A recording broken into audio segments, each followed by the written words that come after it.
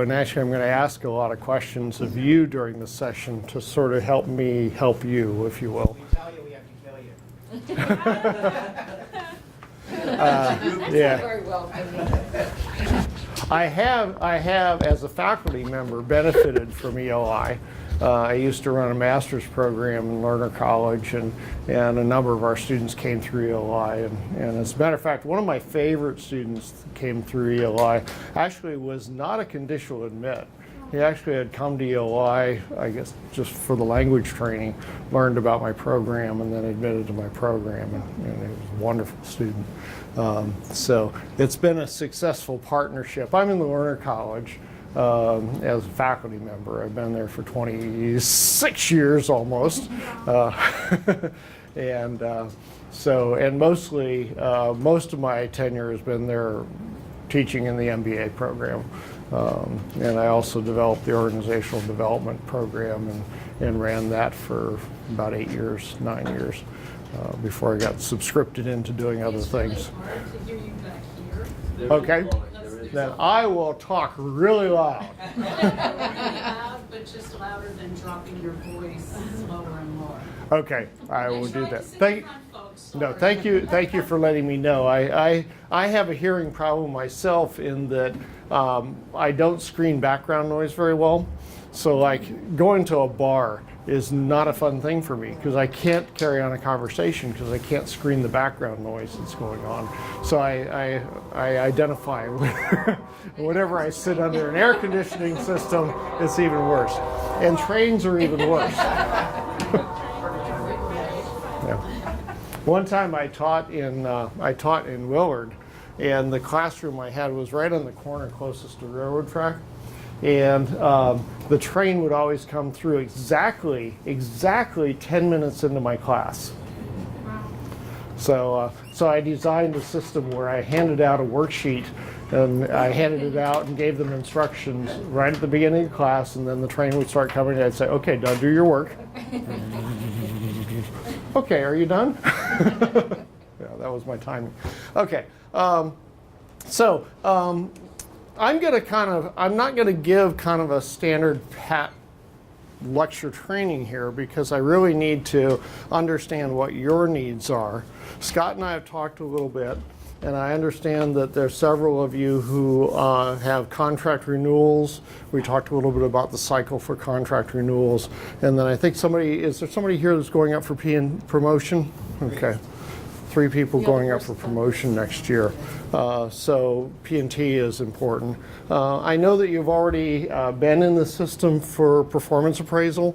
Hopefully that's gone not too painfully. I know the first time around with anything is a bit painful, and hopefully it gets better as you do it and as we improve the system. I will tell you that we are constantly monitoring the input that we get and looking for ways to improve and streamline the system.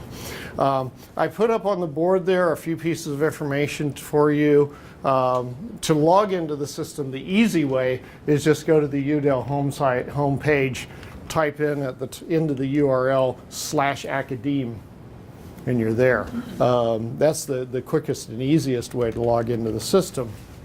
However, we do have this info page. It's academe.udel.edu. You can go to this page and then click on the UD Academe login, either place, and it will take you to the same place that URL takes you to log into the system. In this website, we also have, if you haven't already discovered it, we have a page called How to Use UD Academe. And on this page, there's several helpful things that we hope anyway will be helpful. There's some videos on getting started. There's a faculty input tutorial. And then down at the bottom, we've been in the process of populating this with various guides. There's a quick start guide that just basically is the overview of the system and how to update your profile, how to update your activities in the system. Then we have a couple documents about the annual appraisal, contract renewal, post-tenure review. Very soon we'll be putting up the P&T document, guide document. as soon as we get the P&T process set up for this coming year, and alike. So those are guides for faculty, and then for chairs, deans, and review committees, there's another set of guides. And then these are things you can totally ignore. Because these are for the administrators who have to pull reports and do that sort of thing with the data that's in there. So I just wanted to direct your attention to that, because if you get stuck on something, and let's say you're working on a contract renewal input, this guide basically, it's several pages long, but if you boil it down to the words, it's about a page and a half, because what we did was we pulled screenshots of each step, and if you just go through step by step, it'll lead you through the entire process. And we'll be doing the same thing for the P&T part of it as well. Pardon me. So I'm going to go over, I've logged into I'm not on the active site, I'm on a clone of the site here. We put this together for training purposes because I have a number of different things that are my demo things on here. So when at the point in time, so let me briefly describe the process for getting ready for contract renewal or P&T. The first stage in the process is we need to know who's going up. Okay, so as you know, there's actually Matt Kinzervik just sent out last week a notice that said the deadline for submitting your memo to your department chair or your director that you intend to go up has been moved from March 15th to April 30th. When I saw that, I went, oh, shoot, because I want more time rather than less time. So what I told Scott is the earlier we can find out exactly who in the department is going up for what type of promotion, what type of review, the sooner we can get the system set up. And Scott's going to provide me that information very, very soon. So first step is we need to know who's going up, because we have to set up the system for you. We also need to know some things about your unit and about you. We need to know what your evaluation period is. If it's a contract renewal, we need to know how many years back of information you're going to be expected to submit in order to complete your dossier. So we'll. When John talks about contract renewal, he's talking about the period, That's 6-year and the 13-year. Exactly, right. So we need to know that for you. For promotion, we need to know how far back you're going on that. Typically for an assistant professor on tenure track, that's fairly well defined, though not specifically, because if you take family leave opportunity there, it can extend it a year or two. So we need to know that. So you need that background information because you populate a lot of the fields. for that. We set up the fields so that they auto-populate based on that information. Okay. Sorry, I feel really ignorant here, but who is we? You're from UD Academe? Or I am the Associate Provost for Institutional Research and Effectiveness, Okay. and I have been given the task, not voluntarily by the way, or- of implementing this system at UD. So when you So, say we, when I say the we, folks that are setting up I mean the folks that are setting up the system behind, which is basically me and 2 people in my office. Okay, and your institutional, what's the? Institutional Research and Effectiveness is a unit within the university who's responsible for the accumulation and reporting and analysis of data institutional-wide. Makes sense. So we support the provost and the president, as well as anybody else who comes along and asks us for analyses about the effectiveness of the institution. Okay. Thank you. And this particular tool is a tool that actually supports the vice provost for faculty affairs, Matt Kinzervik, because it is Matt Kinzervik's ultimate responsibility to assure that the appraisal processes, everything from annual appraisal through P&T, are done right and done properly.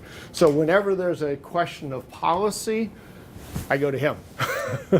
Well, the first thing I do is I read the faculty handbook and the union contract, because the faculty handbook and the union contract spell out a fair amount of policy issues. And then the third thing I do is I go to Matt Kinservik when I'm having trouble dealing with just exactly how should we be interpreting this thing.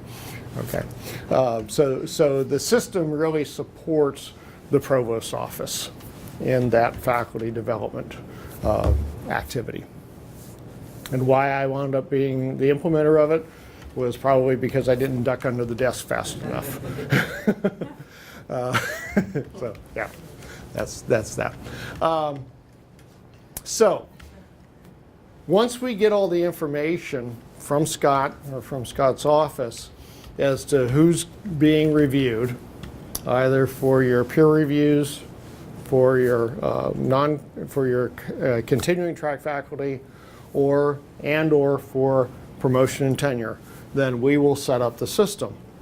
Once we set up the system, when you log in to UD Academe, you will find an action item that shows up on here. So you're already familiar with this. So for annual performance appraisal, you had this complete activity, where is it? You had the complete annual appraisal input, and you had the complete annual workload planning. Okay, so you've done those already, so you're already well familiar with the system. Yeah. Actually, we're not so familiar with it because things that were supposed to be auto-populated weren't auto-populated, and we had no idea how to. Okay, and that's one of the things I want to talk about today is that, for instance, your courses, any of the courses that you teach that are not part of the UDSIS credit-bearing courses system, we could not auto-populate because you're currently in a different system. Okay, so I'm actually going to be working with Scott and with, who is it in your office who does that? I bet she would be here. Okay, yeah, I'll be working with Sue Walton to see if we can auto-populate those pieces, because that would make it a lot simpler for you to do that. Yeah, go ahead, You asked. Can I ask a question? Yeah. So I'm going up for promotion and I think it's due on May 1. Mm-hmm. Yeah. So are all of those things going to get done? Scott and I talked about that one as well. And we talked about probably for this year, because we're a little bit behind the curve because we haven't really understood what your role is, probably pushing that to June 1 Okay. for this year. Subsequent years, we can pull it back up. I mean, I won't be a victim of falling in the gaps because this No. wasn't populated. We'll take care of you. Great. Yeah, yeah. We, This year only, you'll get a 1 month reprieve. So Yeah. June, we're looking at June 1 as the date. If we can do that, Yeah. will that work, John? yeah, we're gonna figure out some way to work that out. What I understand from talking with Scott is that the May 1 date is really so that your dossier is prepared to send out for the external reviews, for the peer reviews. In reality, your dossier doesn't have to be completed for the university standard until September 1. But that May 1 date provides opportunity for the external reviewers to review the dossier and that sort of thing. So we've begun talking about what are the options that we can do around the external reviews. And this is one of the big challenges for my office, is that every department on campus does it differently. Okay, and so we're trying to figure out what's the most efficient way that we can do it so that you have the flexibility to do it the way your department wants to do it, but at the same time, we're not like having to build a totally different system for every individual. There's a lot of space in between those two places. But we're going to work very closely with you to make sure that you get what you need to get in order to have your dossier ready once it goes to the university, to the department committee, and then on. Do we get bonus points for being the guinea pigs? Well, let me put it this way. There were 6 people who did the pilot of the P&T process this year, and of those 6, only 1 of them was denied promotion, and it wasn't because of the process. I've been told in no uncertain terms by everybody in that process that it wasn't because of doing it in UD Academe. It was totally apart from that. I mean, basically, if your record sucks no matter where you put it. Okay, so that's all I can say about that. So, as soon as we get it put up, and Scott's going to give me the names, we're going to start working right away on getting it put up. My hope is that by within the next couple of weeks, at least early April, we'll have everything put up. But what I want to tell you is that you don't have to wait till then to get your stuff ready. Because I'm going to show you today exactly how to get everything ready. And as a matter of fact, you can write your personal statements, you can have everything prepared. When this thing goes live, if you've done a good job of getting your stuff prepared, the minute this thing hits your dashboard, it'll take you about 2 hours. At most. We have everything in PDFs or Word docs or Yeah, something you like have to that. have I'll show you how to get it. I'll show you how to get it actually loaded into the system. The only thing you can't load into the system at this point until it's launched are your research, teaching, and service statements. Everything else you can have loaded into the system before it Yeah, launches. so we just do that in one candidate statement. That's called our candidate statement. You're just writing, Okay. what you've done in general over the past, whatever your Yeah. period of time. The statement, not the evidence. We can load Not the evidence. You can go ahead and load the evidence today. You can load the evidence right now. Okay. Okay. The only thing you can't load is the statement, but you're going to spend some time wordsmithing and writing that up and all that sort of thing. Save it into a PDF, and then you load it. It'll take you as long as it takes to find the place in here to load it. Click browse, pull it off your hard drive, and okay, it'll take you that long okay, to get that done. We did ours on Sakai Mhm. last year, and I two things I noticed with Sakai was if you had all the files open and you wanted to make one change, it took a really, really, really, really long time to open up and let you make that change. Have you noticed things like that on this system? We haven't noticed any really significant delays on the system. I will tell you that in one of the storms that went through, and I don't know whether it was the system or somewhere in the connectivity in between then, there was about a 20-minute downtime. The longest downtime we've ever had in the system was 20 minutes. And then the second thing is, if you've done it on Sakai before, can you move the files from Sakai to? Probably much of the files that you already have done you can use in here. And that's one of the things that I'm going to open up the input form here and show you how that works.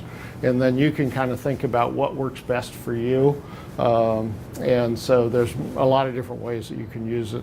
One of the things that I think it's really, really important to get into our minds is that the intention of this system is not to change in any way what you're evaluated on or how you're evaluated.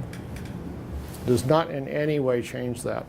All it does is provide a tool, and the tool does three critical things. The first thing is it controls the workflow of the process so that the right people are seeing your dossier at the right time. Okay, that has been a problem in Sakai. Oh, yeah. Oh, yeah. Okay,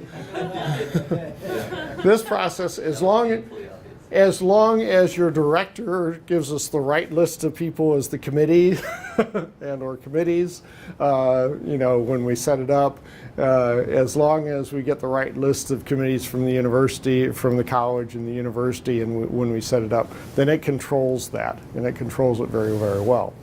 Only downside of that is if you miss a deadline, you no longer have access. It turns you off. When the deadline says, May 15th at, 11:45 p.m., that's Eastern time, and it turns you off. Okay? Yeah. So that's the downside of having that sort of control. The upside is that at 12 a.m. the next morning, the committee has it. Okay, there's no shuffling around. There's nobody who has to go in and change who has access or anything like that. It's boom, immediate. Okay, so it does that. It controls workflow. Secondly, it puts everything in the same place. So when review committees are looking at a lot of different people across a lot of different departments, everything's in the same place. Okay? And it gives that level of control. Thirdly, it provides the ability, and I should say within that, it provides a very simple interface for the reviewers to be able to review your documents. And the feedback that I've gotten from all the review committees is, hey, this is a whole lot easier than Sakai, and it's a whole lot easier than 3-ring binders. Okay, so we're stepping in the right direction. We do know that one of the downsides of that is it does give you more constraints as far as when and how you build your process, your dossier. Okay, we recognize that, and we're working on making that simpler and simpler. And each time we go around with it, we make it easier, and we will do that. So, what will happen is, as soon as we get that set up, and my goal is by early April, by the first week or two of April, we'll have it set up. There will be a link on your dashboard for those of you who are identified. No, don't go to sleep. Yeah, there we go. And so we'll do that. We've also set up some dates in April and in May for trainings, for full trainings where you bring your stuff and go through, and we'll send out, as soon as we have those people, we'll send out to those people a notice that says, here's when the trainings are, sign up for one of them. Okay. So Will those be in the afternoon? we've set some in the morning, some in the afternoon, some on Wednesday, some on Friday. We tried to do it so that people with different teaching schedules would be able to, kind of fit themselves in. Okay. So you're going to have a link. As I said, you're familiar with those links right now. What I'm going to do next is I want to show you, I'm thinking that the best way for me to do this is first to show you what a completed dossier looks like in this system. So what I'm going to do, and this is my dossier, but it's not a real one. Okay, I did a bunch of stuff just to have a demo for you. I'm going to go down here to Vidas and BioSketches, and you all have this capability on your own dashboards. You go to Vidas BioSketches, and in here you'll find one. I have this one that's completed promotion and tenure dossier, and so this is what it looks like. I can view it here, and again, you all have the capability of doing the same thing to view your own stuff. I'm just going to click all here so that I encompass all the dates that I've built into this. And it's selected, notice the promotion and tenure dossier. And I'm going to refresh this report. And it's, because I got a bunch of stuff in there, it's going to take a little bit of time to That's what I was worried about. load. This is the longest load. So far it's 20 seconds.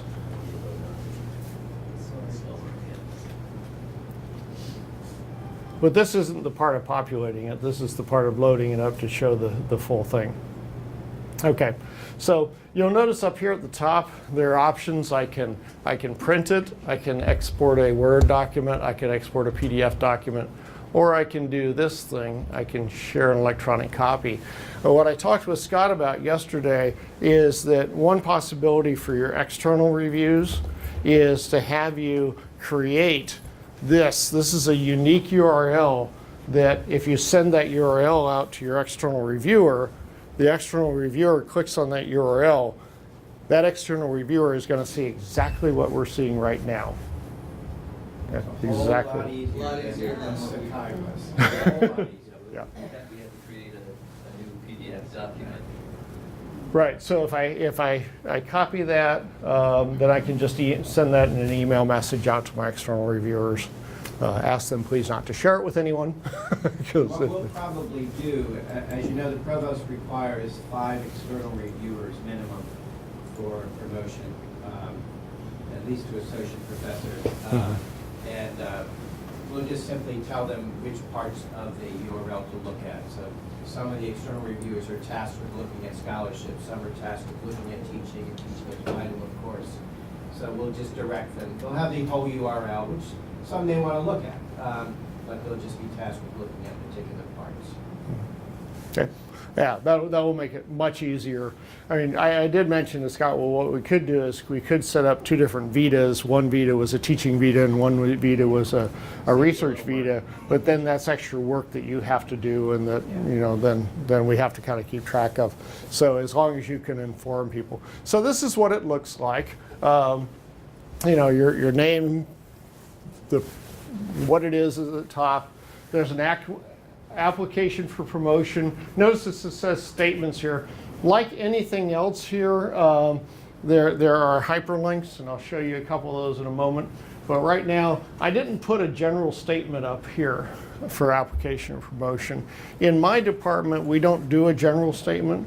We do separate statements for teaching, research, and service. So I'll show you where those are. You could, however, put a general statement here. Okay, and I'll show you how to do that in a moment.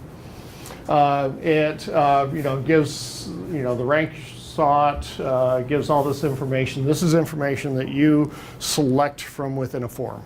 Okay, and it's a very simple form. I'll show you the form in just a moment. Current position and your rank, etc.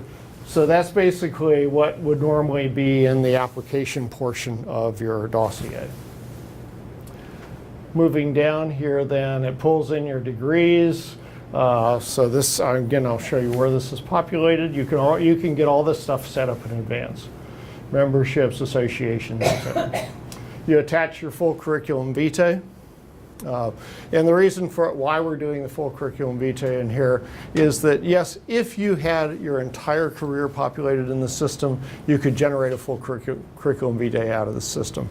But we know that there's a lot of people here who are my age, have had as much tenure. I don't want to go back and populate my entire career.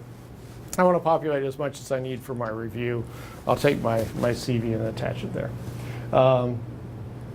There is a form that asks you what your workload was for the review period. If I click on this link here, it shows me what's behind that. So I can see teaching, research, service. Okay, fine, So, I know excuse me, that. so- Sorry, what was that? That's the percentages of the workload. No, Yeah. where are you pointing? Notice that when I cursor over here, there's a little inspection icon. Inspector Clouseau.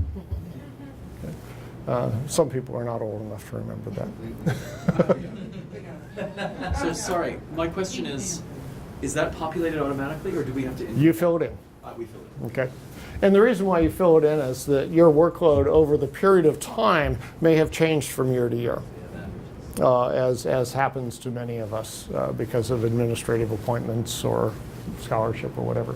So you create that, you populate that, and I'll show you where to do that. So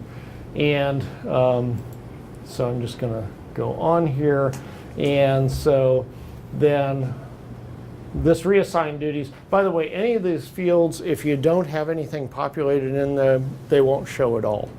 Okay. So for instance, there's a section here where you can put in reassign duties, and you can see this is where I put in that I'm associate provost and blah, blah, and all that stuff. Right following all that head material, that's where we have broken up and we have the scholarship, teaching, and service. The material pulls in automatically from what you have within your activities in your profile here, pulls in automatically. And you can see here by scholarly contributions, these are the things that have been available to me. I'll show you how I selected what I want to show here. But then up here, here's where I attach my statement of scholarship. And it's a hyperlink. So if I click on it, that opens up, and my reviewers can open and view my statement of scholarship. And this is junk. I just threw it in there so I have an example to show you. Yeah, it's all in some foreign language. Yeah. Say it's Greek to me. It's all Greek to me. Exactly. Notice here that within my scholarship, there's hyperlinks here. So wherever you have like a PDF of an article, that sort of thing, you can attach it within your activities and it's going to pull in along with that piece right here. So when your reviewer sees this and says, oh, I'm interested in knowing more about that, I can open it up and you can see that in this particular case, I've put the manuscript. I also put in the statement from the journal indicating that I've submitted it. And this one I got an R&R on just in January, so I attached the statement from the editor that instructed me on the R&R. Yeah. So that way my chair, my reviewers can see exactly where that piece of work is. So let's say Michael's going up for review, promotion, right? So if he starts populating this now, for example, he would do it like in activities. Right.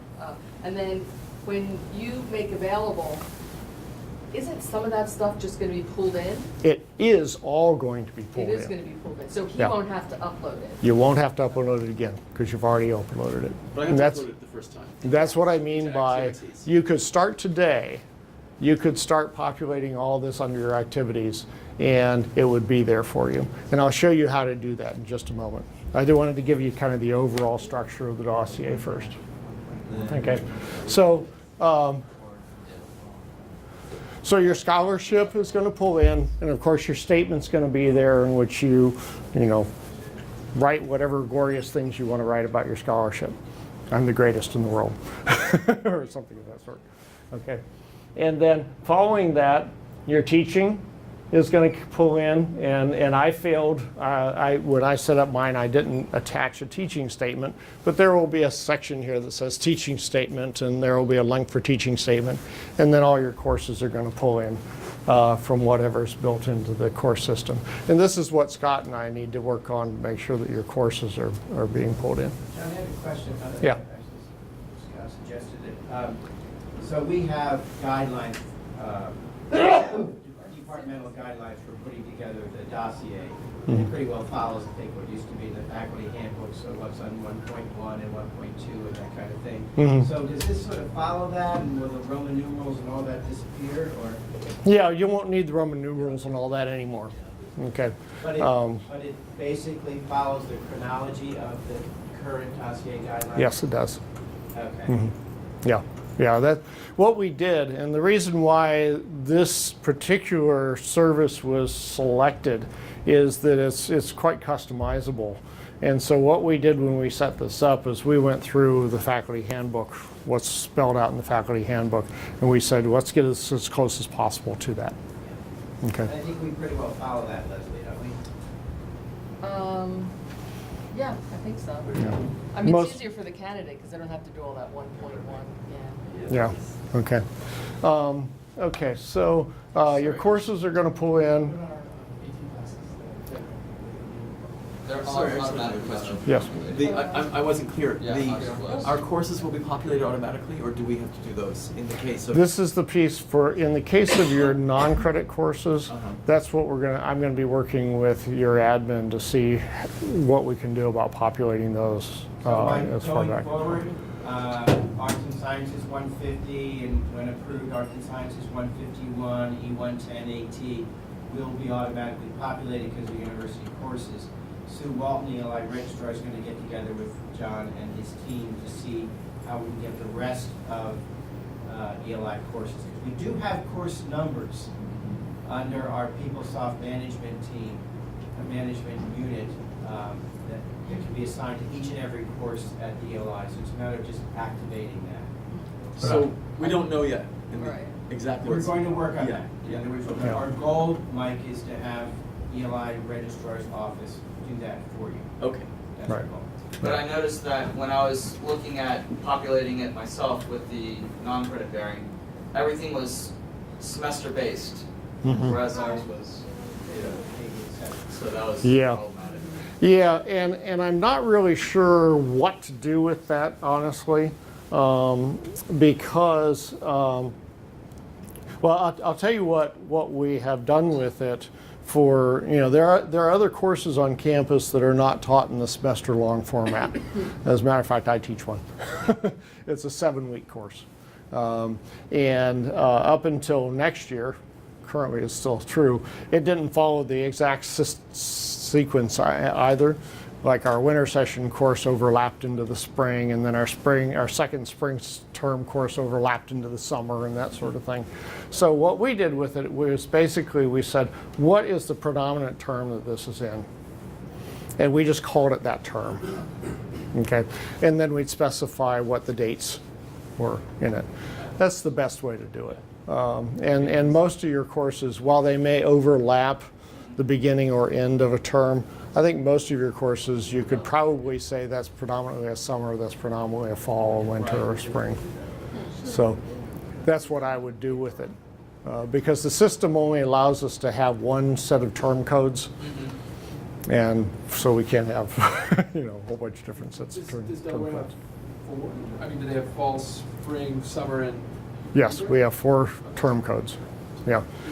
And then we have 2 session codes within each of the terms, with the exception of winter. There's only 1 session code in winter. Actually, I think they're changing that because we now have the 3-week winters and the 5-week winters. So we're now getting 2 session codes for winter as well. Because you have like a 7-week, like in the fall, you can do a 7-week module. Yes. Mm-hmm. Yeah. I think it works. Yeah. As a matter of fact, that's what Learner's been doing since we launched the online program. Is we do 2 sessions within the fall term, session A, session B. We do one winter session. We do session A, B in the spring, and then 2 in the summer, A and B. So it should come in fairly well that way.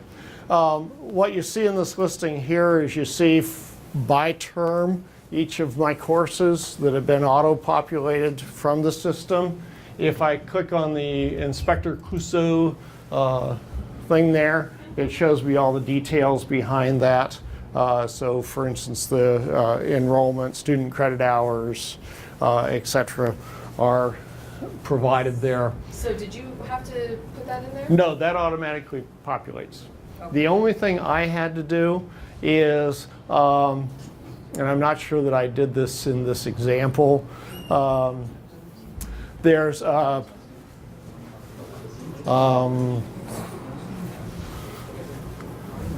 classification in here.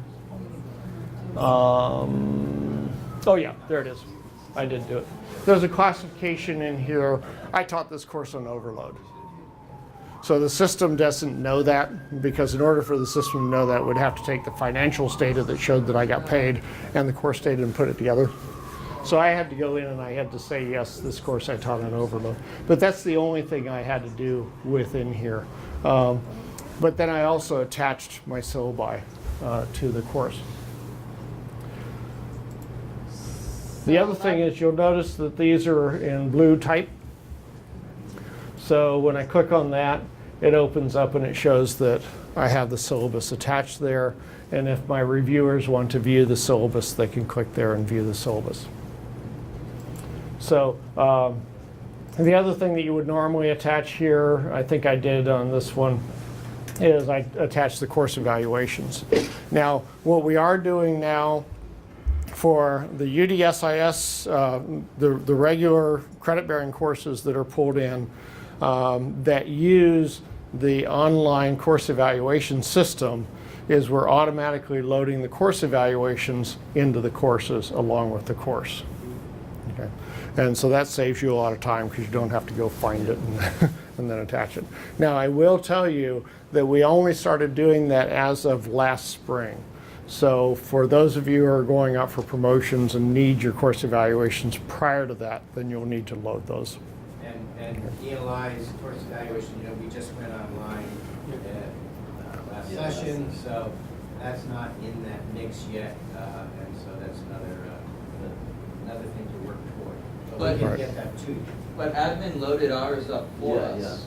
We did. They did. Yeah, Okay. That's in the promotion document. That is one of our responsibilities. Yeah. Okay. So yeah, if you guys can either individually or through admin, however you can work them out to get them loaded up. Okay. So I'm checking the talk here, and so this is basically the overall structure of the dossier, and I didn't populate anything in this for my service, so but the service will follow the same format. Is there will be a section for you to put your service statement in, and then all the service that's in activities will pull in based on whether or not you've selected to show those. And so I'm going to show you right now how to go about doing that. Okay? So, but before I go on, let me ask you, if there are any questions about this dossier or how it then is used. In case we have video or something, digital media, should that be loaded to a site like YouTube and then just put the link on here, or? That is a very good question. Very good question. This system will accommodate individual files up to 750 megabytes. Now, sometimes your video or audio files are much larger than that. So everywhere where there's a place to do an attachment, you have the option of attaching either a file or a URL.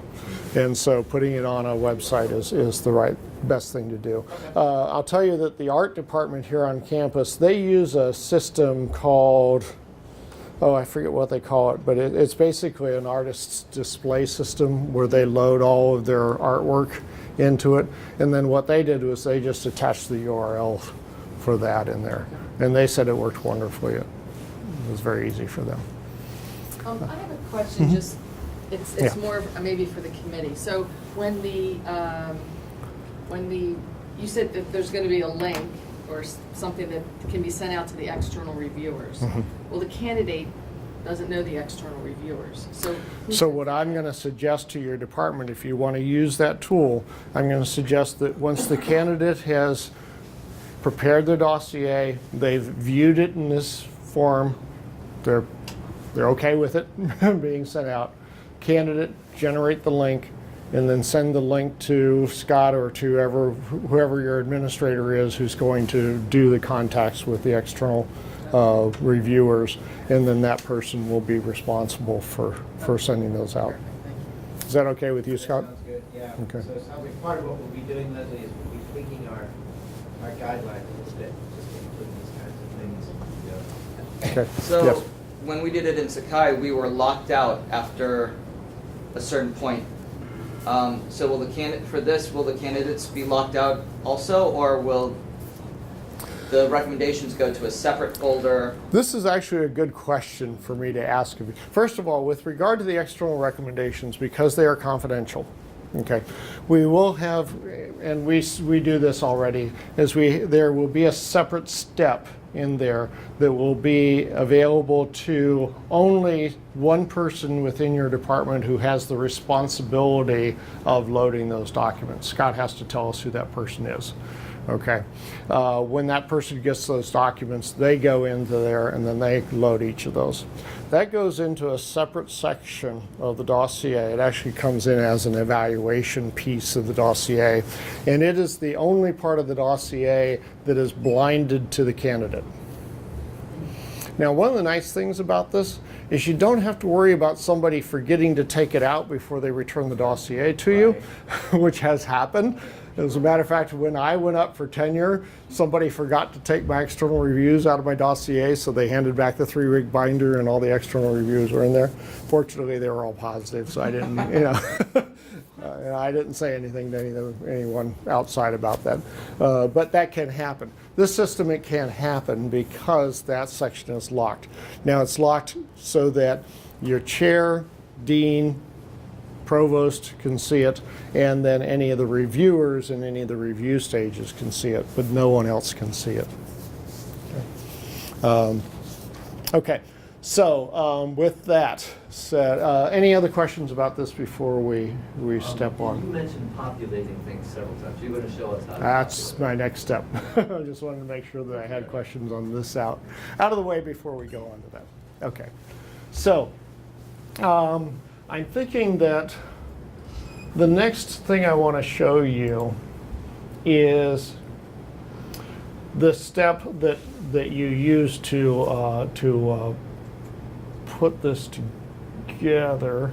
I don't have a P&T. Actually, wait, maybe I can do this. Okay. Now this is what it will look like on your dashboard input icon. It doesn't show up on my dashboard because I've already submitted it. Okay. Notice it says down here submitted. Okay. Because I've already submitted it, it goes away from those action items on the dashboard. But I can always get to any of those initiated activity input forms by clicking on forms, going to initiated activity, and they're all listed there. Okay, so you can see that this one I've already done and I submitted. I submitted so that I had that dossier to be able to show you. But I can access it from here as well. So that's what I'm going to do. So only a candidate will have that link. Yes, that's right. And that won't show up until you've been informed that we exist. Yeah, because it's only going to go to those people who are going out for promotion. So I can't send it to everybody because I don't know who's going out. Okay, so when you click on that, what you'll get, and like I said, it will be a dashboard icon rather than embedded in there initially. When you go to the dashboard and you click on it, you'll come up, you'll get this form up at the top here. It gives some of the background to it, instructions. There's a header with instructions here, and then there's various sections. So this is the section for the application for promotion. Notice you can add here. Initially, when you go in, there will be nothing there. It'll just be a blank table, and you'll have to click add in order to add something. Once you've added it and created it, you can come back and edit it by clicking on the edit button. So that's what I'm going to do here, just so that you can see what the structure of the form is. Okay, the form asks you for the term at which you're requesting promotion. This would be this is a contract renewal example. I believe no. This is a P&T example. So the example I use is I requested promotion in the spring. The review starts this coming fall. Okay, I did this last year. And it's an application for promotion. An option. This statement is already listed in there. The rank sought. This is a pull down. You choose the rank that you're seeking. Here you enter your college and department. There's a worksheet. I'm going to use the movement of the train to scroll. And then here just asks you what was your rank at an initial faculty appointment. You indicate that and when your initial faculty appointment was. When you click on that, a calendar opens up. You select it from the calendar. And then here is where you would attach, in this example, I attached the memo that I submitted to my department chair asking to go for promotion. Okay. So that's what is attached there.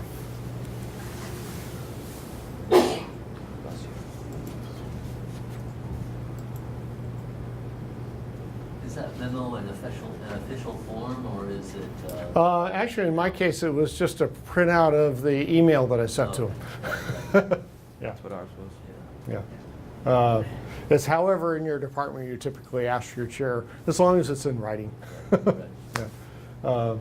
And then here's the attachment for full curriculum vitae. I already have one here, but I'll show you. If there's nothing there, you just click add. Indicate the semester and year that this vitae reflects, the current. It would be this semester. One of the things I don't like about the system is you have to indicate the term for everything. That's because the whole system is term driven. I wish you didn't have to do that every time, but you do. And then you just come down here and browse and attach. You'll see that in many of these forms it shows show on my peer review dossier. And what we're doing, what we did for this for the P&T process this past year, and I think we'll repeat again this year for P&T. We did not do it for contract renewals this past year for peer reviews, but I think we will do the P&T process for the peer reviews, is we'll ask you to select every piece that goes into your dossier. And the reason for that is that otherwise it selects based on the period of the review. And in some cases we had people saying, well, I want to add something in that was outside of the period, that was a year or two before. Or, yeah, this was inside of the period, but I don't want it to show in my dossier, that sort of thing. And since the dossier is the faculty member's documentation, we want the faculty member to have that choice. So we'll have this activity class, they're called activity classifications, show on my peer review dossier, and you just select yes there. And then browse and attach. And going back to the question that the gentleman asked, here's where you would select to attach a URL instead of a file, if it were something that you had as a URL.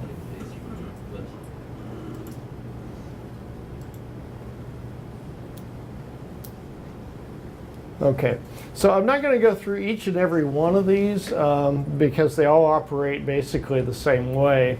For P&T, the university policy is that you have to attach your department's P&T document.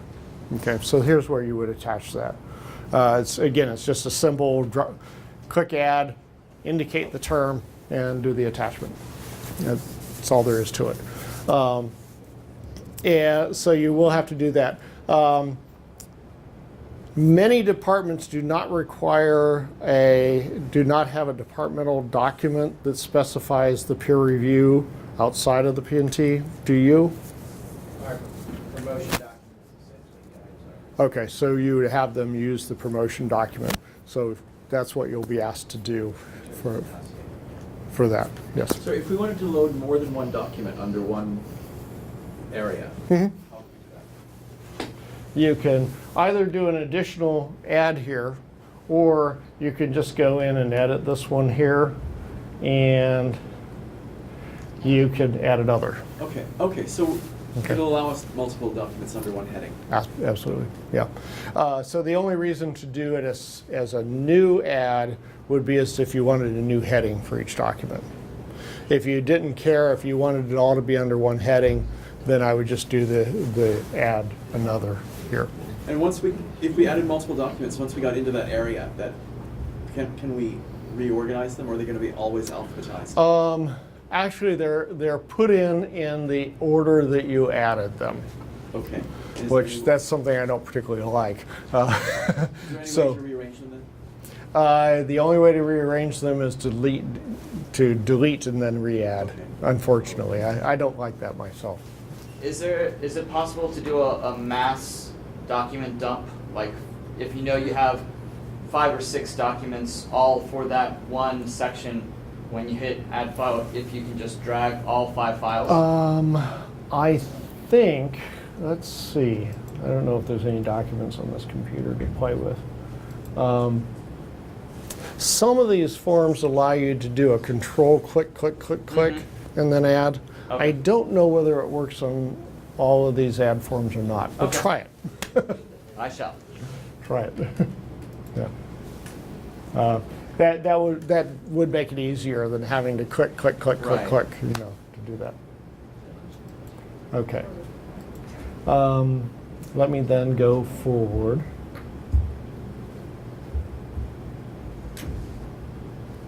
Let's see, go back to where I was there. Okay, we talked about scholarship statements.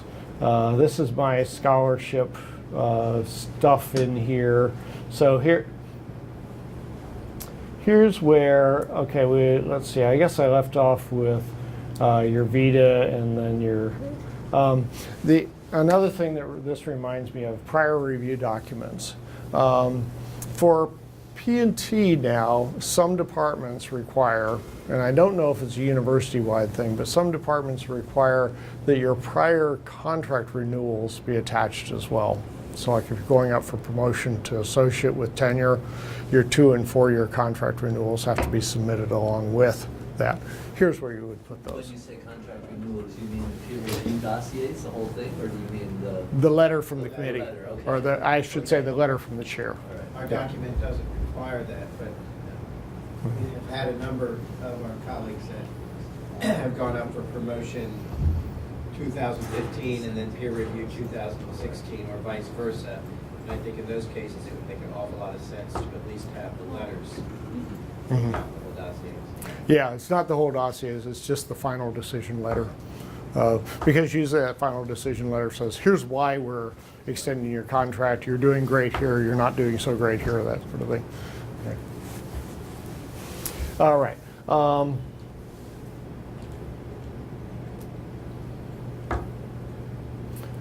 Okay, so your for your scholarship statement, basically it's just strictly an add function.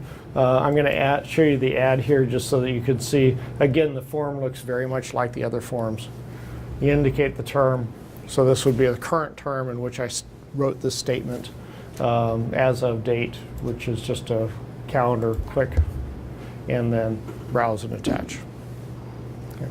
So if you have that statement already written and it's saved as a PDF file, that's all you have to do to submit it.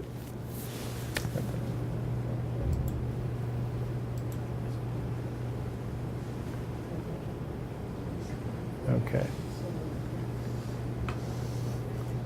All right. So here's scholarly contributions. And you'll notice that as I look at this, there's a lot of scholarly contributions here listed. There's actually more listed here than what you saw on my dossier that I showed you at the beginning. And you might be scratching your head and saying, why? It's there, why didn't it show up? Well, it probably didn't show up because I didn't select it to show up. And I'm going to show you right now how you select it to show up. When you create that item or save that item, if you, in the edit form, when you create it is actually the easiest way to do it, but you can go back and edit it at any time. Whoops.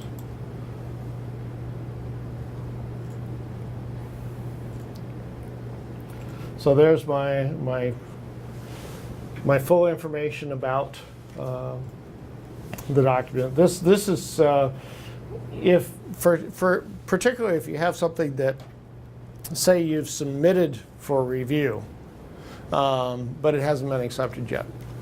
You can put it in here, put all the information in here about it, and you would classify it here as submitted for review. And I don't know why I have that one that way, probably because I was playing around with it and demonstrating stuff. But you can put it in here with a status. Let me just add a status here of submitted. Give it the term that you submitted it. And then later on, once it gets accepted, right, then you go back in and you can add a new status that says accepted with the new term that was accepted. And so that's a good thing to do. Here, the reason why I opened this up is, first of all, this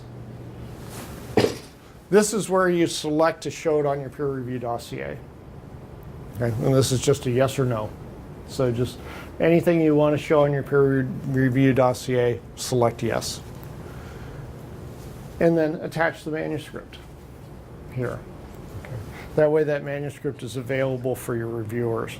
And again, what reviewers have told me they really like about this is if they don't have to, they see a title or an article there, and they want to go look at the article, they don't have to page through or scroll through and find that.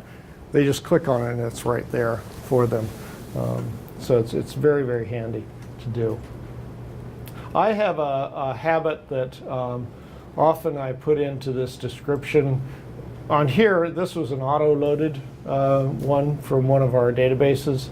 And so it put in this information here. But I often put in the abstract of the article there. So you can do whatever you want to with it, whatever sort of fits the norm for your department.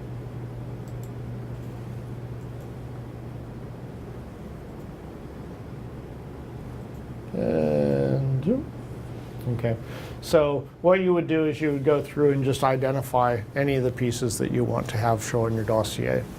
And again, you can do that before, you could do that right now, for that matter. Grants, the same thing. Student mentoring and supervision, this is where you would fill in like doctoral dissertations, master's theses that you've mentored. There's a section here for your teaching statement, operates exactly the same as the section for the scholarship statement. And then your teaching courses are here. And then a couple things I want to point out on this. Actually, let me see if I have, yeah, here's an example where I can point this out. No, I don't want to do it there. I want to do it more recently. There we go. Okay. So here, in spring of 2016, I taught this course. It was an online course, but it had 2 different section numbers and separate registrations, but it was really, I only taught it once. I only taught one course, though my students were separately registered. I can go in and I can group these just by clicking on those 2 and then select group. And then it's going to show up as one course. It's going to be hyperlinked so the reviewer can click on that and it'll open up and show that it was 2 separate enrollments. So that's just a nice way of cleaning things up if you have something like that. Over here, if we auto-load something and you didn't actually teach that, you can just click the box that says course not taught. Sometimes that happens because things change during the term. You know, a course doesn't get adequate enrollment, so they close it, or you know, whatever. Things do change. And then over here, you see this 4 of 7 classify.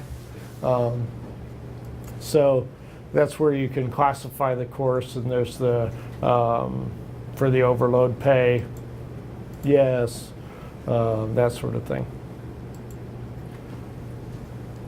And right below that is course attachments. Again, I'm going to go back and I'm going to show you where you can do this without this input form, so that when you do look at this, it will already be populated for you.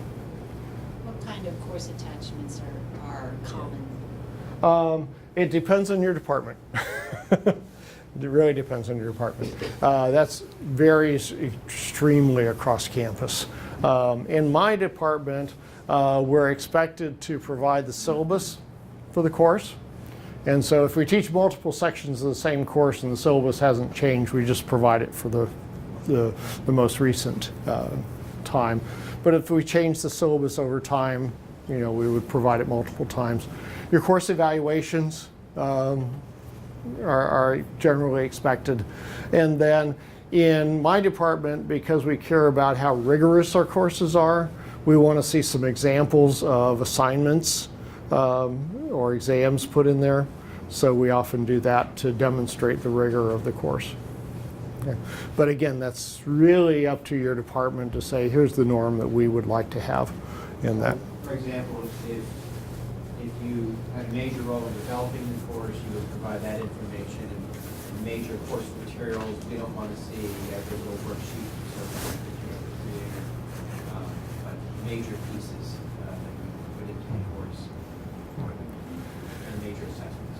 I would just like to make a comment about what Scott said, and that is that I've looked at lots of dossiers, lots of dossiers, and there's an important balance to be brought between showing your best work, showing what's necessary to demonstrate what you do, between that and sort of flooding the reviewer with so much stuff that they don't even know what to look at. And I've seen that too. And it looks like you're shoveling when that happens. Yeah. You know what I'm talking about. As a Doesn't help your case. Yeah, as a reviewer, my immediate response when I see one of these dossiers that, you know, when we used to have the 3-ring binders and people would turn in 3 3-ring binders, you know, my immediate response was, you know, you're trying to snow me, you know, here. You obviously aren't very good because you're just throwing everything in the world at me. I want you to throw at me what you want me to evaluate, because obviously I'm not going to read everything that's there. Okay. So this is So, where the course evals are attached. pardon me? So this is where course evaluations are? Yes. Yes. Furthermore, on the course evaluations, normally you would attach the course evaluations to each course so a person can go and see that. Normally in a peer review or a P&T case, you would also do some analysis of your course evaluations. So what a lot of people do is they build up a table, maybe an Excel file, in which they've imported all the scores, and then they've done some average, some means, that sort of thing. In my department, our department chair actually gives us the mean department-wide for our courses, depending on the level of course and that sort of thing. And then we put that in, and some people actually even make a graph, particularly if over the years their evaluations have improved, so they want to show improvement, they'll make a graph, a trend chart that shows how their course evaluations have improved over time or that sort of thing. So whatever, again, this is your dossier to put your best foot forward.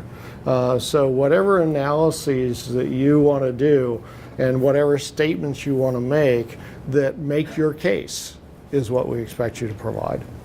Without being able to see that, John, I imagine there's sort of a category of other. For example, our faculty, we do a lot of teacher training. Mm-hmm. And so a faculty member will developed a workshop for a teacher training institute. Mm-hmm. It's not a course per se, but an opportunity to put in that outline and so forth. Okay. Yeah. And I'll show you actually, I think we've gone through this enough to just show you what, I want to spend the rest of the time showing you and talking with you about how you can build up your material within UD Academe so that it's ready and available for you for whatever you need, but in particular for these processes that you have to submit. Okay, so like I say, most of the things are already going to be pulled in there and ready for you. When you're in this form, you can preview it. You'll see exactly what we just saw when I previewed it from the other format. You can just make sure that this is selected as the promotion tenure review document. Because we're including things based on your selection rather than dates, these dates really don't matter at all. Just make sure that they're set wide enough that they encompass all the time that you might have selected. Obviously, I wasn't doing scholarly work in 1963. I think I was 9 years old at the time. But at any rate, you can preview it. And again, this view is going to look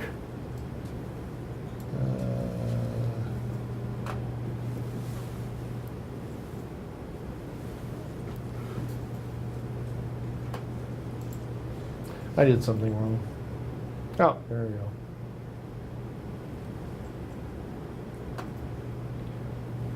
Maybe not. Oh, I know what I did. I waited too long. I hadn't interacted long enough. I'm not sure why my demo is not pulling up. But trust me, it'll look just like what I showed you before. I promise.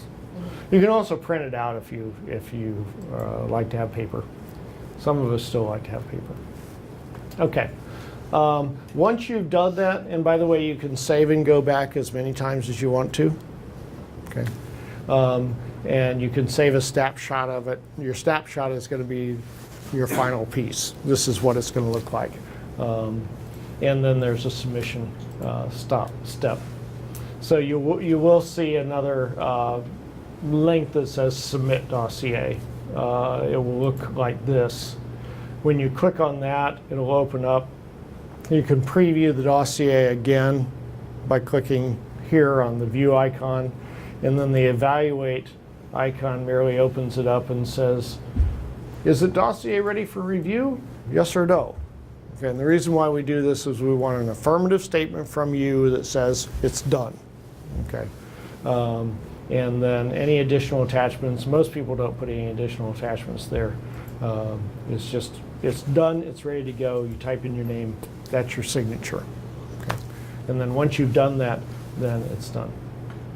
Okay, so let's go to, remember that on that dossier that I showed you, it had like my it listed my personal information, it listed my current position, it listed appointments that I've had at the university, all that sort of stuff. That's all in your profile. That's all right here.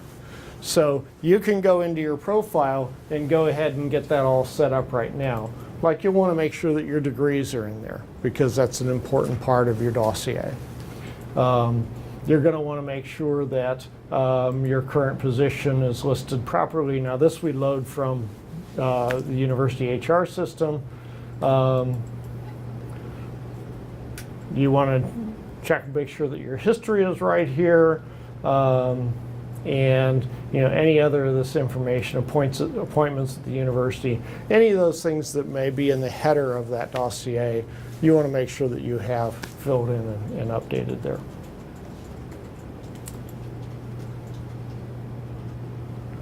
The real important part are the activities.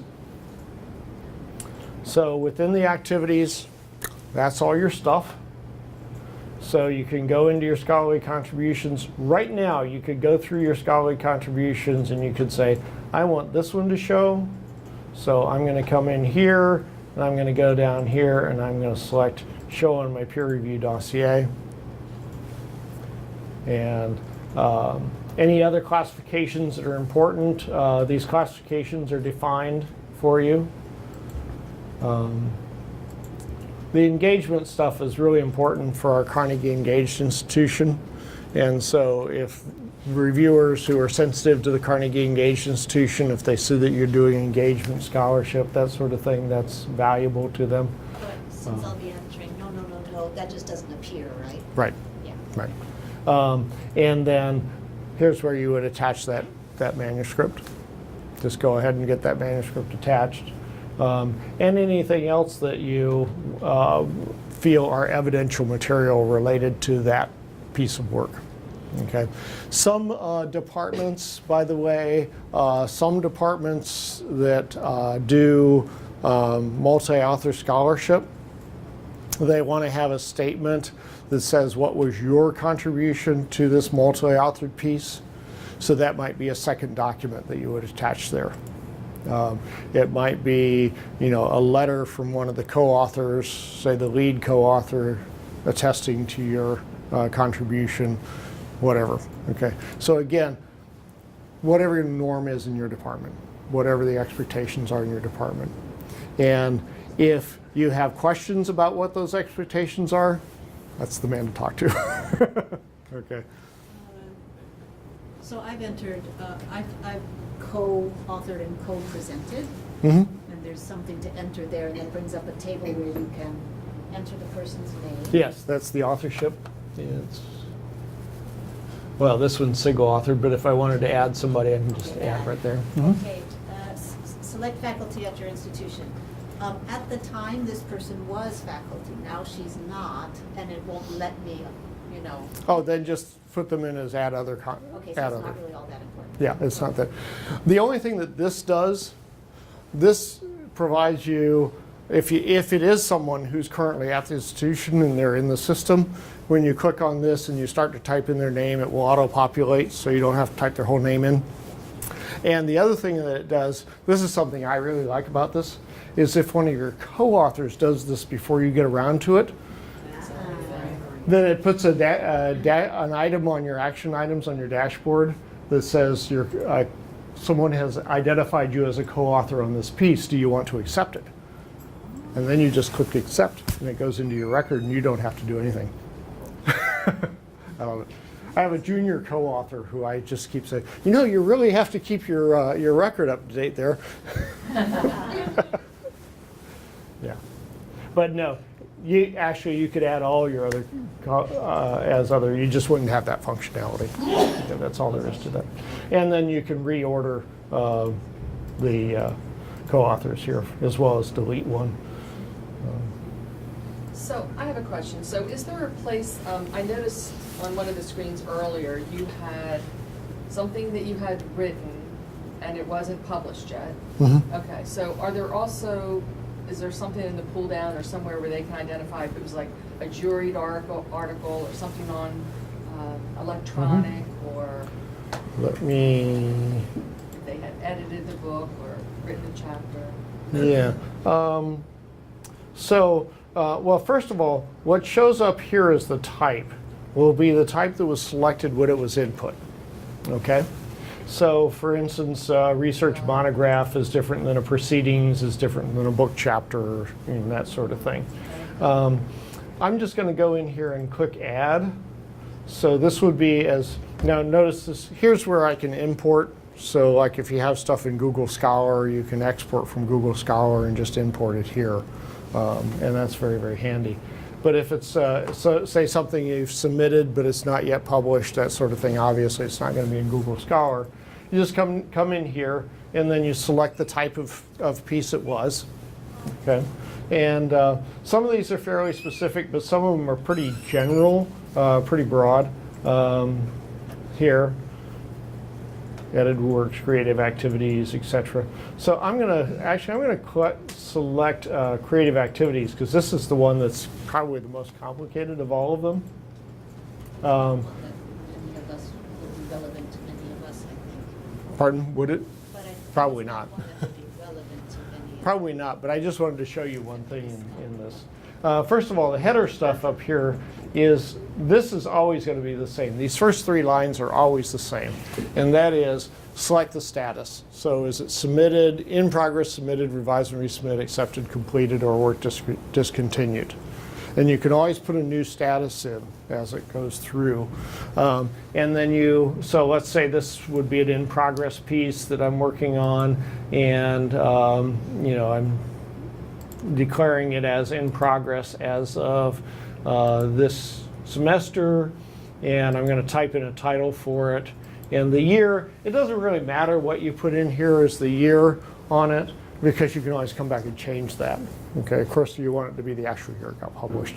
But for instance, if I have a work in progress and I'm targeting it to be published in 2019, I would put in 2019 here. If I'm lucky and it gets published earlier, I can come in and change it earlier, or I can push it later. Yes? Does it keep a running record? I suspect not, but like if it's been submitted, it keeps a record of when it was submitted, and then when it was accepted, and then when it was Yes, it does. published? It does. As long as you don't delete those statuses. Okay.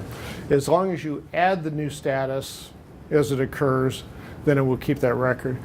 What some people will do is they'll go in and delete the earlier status and then put a new status in, or they'll overwrite the status, and then it won't keep the record.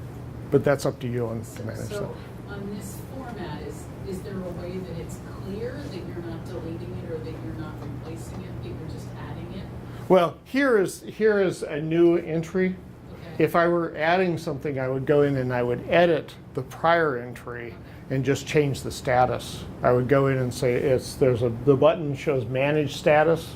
I think I showed it in one of those Right. before. When you click manage status, it will come up and it will show you what the current statuses are. And then there's an add button there. You just add. There's also a delete button that you delete. And if you hit the delete button, it'll come up and say, are you sure you want to delete this? Yeah. So it's very obvious as you're doing it. Can you go back to the in progress tab, please? Here? So completed is if you've completed it, send it off to be published, but it hasn't been published yet. No, that would be completed and published. Accepted would be where you send it off and they've sent back a letter to you saying, yes, we've accepted your paper as is. But it's not published yet. You're done. It's not Okay, published and yet. there's no edits or anything, so it's good to go until. You're right. Okay. If there are edits that have to be done, that would be revise and Okay, resubmit. gotcha. Mhm. Thank you. Okay. This is specific to arts as the venue, medium, but in like a publication, it would be what's the journal? Or if it's a book, who's the publisher? That sort of thing. And then, you provide your authors here. Here you can provide a brief description. Again, I often, for journal manuscripts, I put the abstract in there as a way to do that. And then down here, notice there's a whole bunch of activity classifications here. Okay, and that's because we build out for this arts section a number of applications that would differentiate that. But as far as like your publications would be concerned, this intellectual contribution review type is something that's on all of them. That's where you can select whether it's blind peer reviewed or invited or editorially reviewed, that sort of thing. And that matters in some departments. Some departments it doesn't matter. Again, follow the norm in your department. And then in here is where you show in my peer review dossier. So when you put this in, if you know you're going to want to show it on your dossier, just go ahead and select yes. That way you don't have to go back and, and Why do it. would you put it in there if you don't want to show it? Yeah, why would you enter it at all? That's a good question. So, for instance, if it was a lesser piece that, yeah, I'm going to have on my CV, but I don't really want, I've got plenty of other stuff to show for Okay. my dossier. I don't want people to get distracted or overwhelmed with this junk here. Gotcha. Yeah. The That- shoveling part to the dossier. Yeah, Okay. sort of the shoveling piece of it. Exactly. Yeah. You want to make sure that you shovel in enough of the good stuff. Mm-hmm. Yeah. Not too much. And unless you're a real star, if you're like me, you've got some stuff that you just kind of say, I don't care if anybody knows that I ever did that. Yeah. If you just go back up, there's that box where you write in the comment, you said you also put your abstract in there? Yep. The Right brief here. description, okay. So what we did on Sakai was, at the beginning of every section, we wrote a Word document explaining what the reviewer was looking at. Mm-hmm. Do we still need to do that, or would this take the place of that?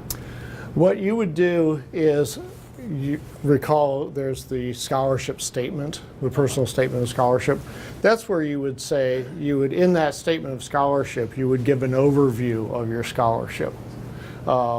And then in here, just the abstract or something like that, or nothing at all would be probably fine. Yeah. You do want to have that overview statement, because usually what reviewers, at least for promotion, what reviewers care about is, do you have a program of research? What is your program? What is your theme? What are the major issues that you study? Okay, so that's what you would, yes, somebody can read all of your papers and sort of get the theme of that, but you want to make explicit what your theme is. And can you show us again, either now or later, where that goes? I don't think I... Yeah, that goes in the input place, and I'll jump back to there. One more question, I'm sorry. Mhm.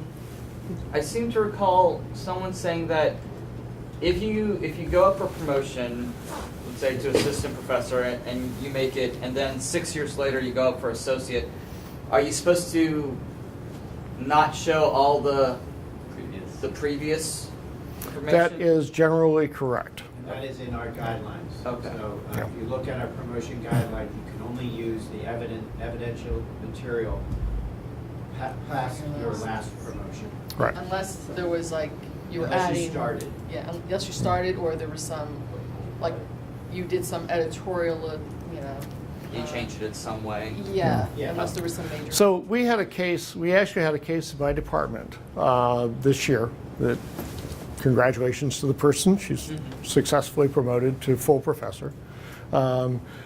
She had one piece that was a foundational piece that she had done before getting promoted to associate.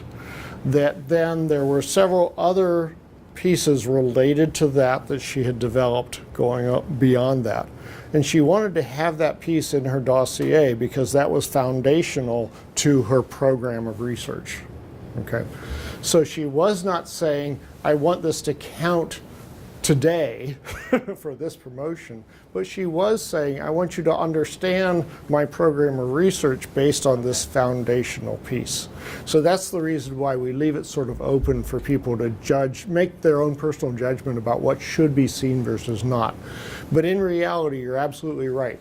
The committees, the review committees, are only going to judge based on what you've done since your last promotion or since you were hired at the University of Delaware. Yeah. Isn't that called automatically when you make your promotion application? it sees, okay, associate. So it's going to automatically call what. Unfortunately, I would like it if the system, there's one thing that's not as robust as I would like in the system, and I know the company is working on developing this, but it's not ready yet, is that I want the company to be able to utilize the data that's in the system to determine what gets pulled in. Okay, but it doesn't do that. What we have to do is for each and every candidate, and we actually went crazy this spring with it, because for each and every candidate we had to set the period, and then we would have candidates come with these exceptions. Like the person in my department who said, but I want this one piece that happened before to show, how can I do that? Well, okay. So, and actually it's better, Matt Kinservik and I have had long conversations about the dossier. And our consensus is that the dossier is about the candidate representing their career. So yes, while it may be a little extra work for the candidate to go in and select each piece, say yes to each piece they want to show, that work really gives the candidate control over what they show rather than forcing it into a time frame. So that's the reason why we went to that instead of just the automatic pulling in based on the time. Yeah. But that's a good question. What I would like it to do is automatically pull in based on time and then allow you the flexibility to do the selection as well, but it only does one or the other. Yeah. So that's the limitation we have. Okay, so you can, as I said, you can do all your attachments here for your scholarship and everything in advance. You can get this done right now. You have them ready. You can get all your classifications done. You can indicate show on my dossier already. If it's an item that's already in the system, like notice that you can sort these just by clicking on the header here. So if I want to see submitted, in progress, completed together, or if I want to see what term I'm in, okay, I can sort that way. Or if I want to see what intellectual contribution type is, I can sort that way if I want to look at non-blind first or vice versa. So I want to just kind of reinforce, actually going back to the question about keeping the history. This is a piece, oops, where is it? Where are they?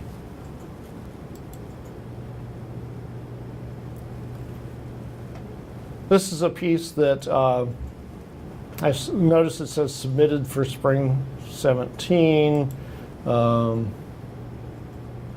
Yeah. So this is a piece where it shows the history. The first status I put it in when it was submitted back in the spring.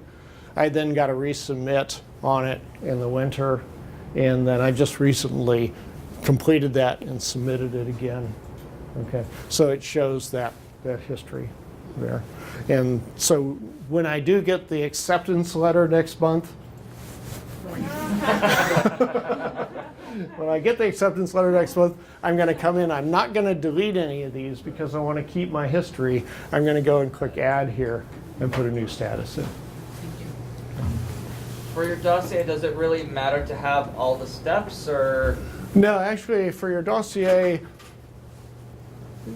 if your reviewer clicks on that icon, that little Inspector Clouseau icon, they'll see all the steps. Okay. But they won't show on the front of the dossier.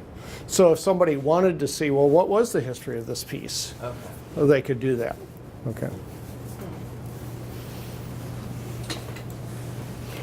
My experience has been in talking with reviewers who have used the system. Very few of them use the Inspector Clouseau thing, but they do click on the links to view the documents, and they really like being able to click on the links to view the documents. Okay.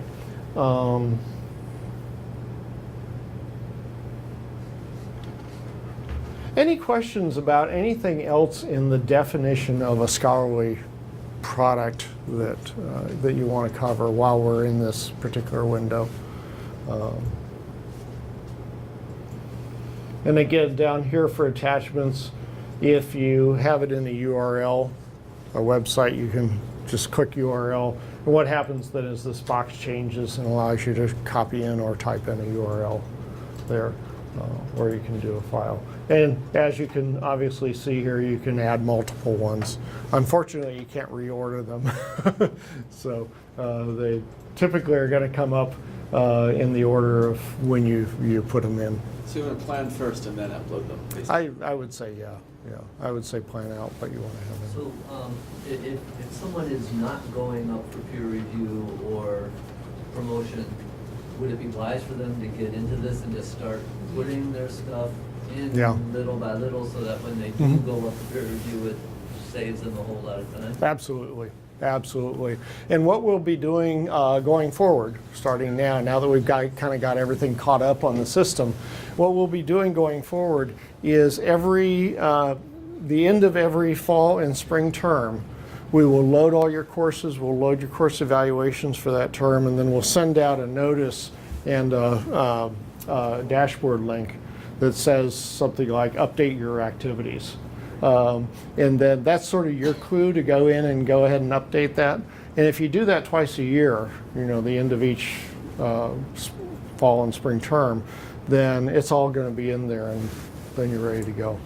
Oh, I have a little question. Yeah. I know when I fill in online forms to the student centers, I have at times needed to use little symbols like the umlaut, and they weren't able to read that on the other side. Yeah. What about this? What will the reviewers see? Can I use special symbols?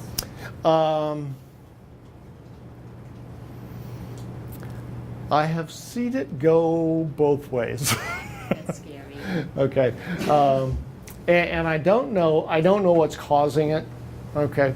Because I've seen some people use the umlauts and accents and various other things, and they work just fine. And then sometimes I see the output will have some gobbledygook around that. And the company has gone through, like we have one faculty member in agriculture who has the O with the double dots above it. I'm not sure what that's called. And we actually had to go in and fix that because his kept showing up with the weird stuff around the O in his name. So we're working on that. So if you see that happen, let us know. But I wouldn't see it. It'd be the people on the other end. Well, you'll see it when you do the preview. Whatever you see in the preview is what other people are going to see. It's exactly what other people see. Sarah likes to use emoji also. Yeah. My solution to the emoji is the semicolon dash,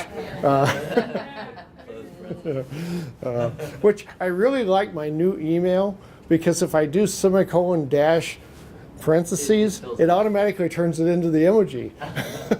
So it depends on whether I do this parenthesis or that parenthesis, whether I'm happy or sad. Okay. So you pretty much know how to deal with scholarship. Are grants a big thing in your department? Okay, then I'm not going to. A little. Yes, A little. yes. The grants, just a quick notion. You notice these top two up here have a delete button in them. Those are ones that I entered myself. Okay, those are ones that were not in the university grants and contracts database. So you can enter grants. The form works very much like the scholarship form does. If it doesn't have a delete button, that's loaded directly from the university grants and contracts database. If you have those, then there's not a whole lot you can do with them, except if you don't want it to show. Like this is something, let's say it's something maybe that you started and never followed through with, so you don't really want it to show. You can go in here and you can say hide. Okay. Or you can go in here and just not select show on your peer review dossier. And that'll take care of that. I did want to spend a little bit of time on the teaching, and real quickly, because I know we're out of time here. This is the way it looks when it's brought in from UDSIS in this view, viewing it from the activities list. So you can see my courses, the course titles, student credit hours, etc. in there. I want to explain the weight. This will normally be 1 if you taught the course yourself, but if you team taught the course, it might be 0.5 and the other faculty member gets 0.5 as well. And so if this number isn't the multiple of these, it's probably because this is not 1. Okay. And then this is where I went in and I classified that I did these on overload. Now with my administrative job, all my teaching's overload. I'm doing this. And they don't count this as teaching, though. It feels something like teaching to me. Yeah. You can see here are courses where I've made attachments. I've attached either syllabi or course evaluations. I can always go in and I can edit the information here.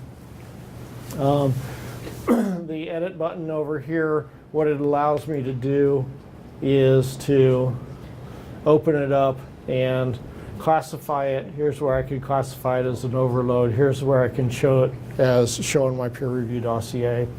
Here's where I can do additional attachments. So you can see here I have a syllabus attached here.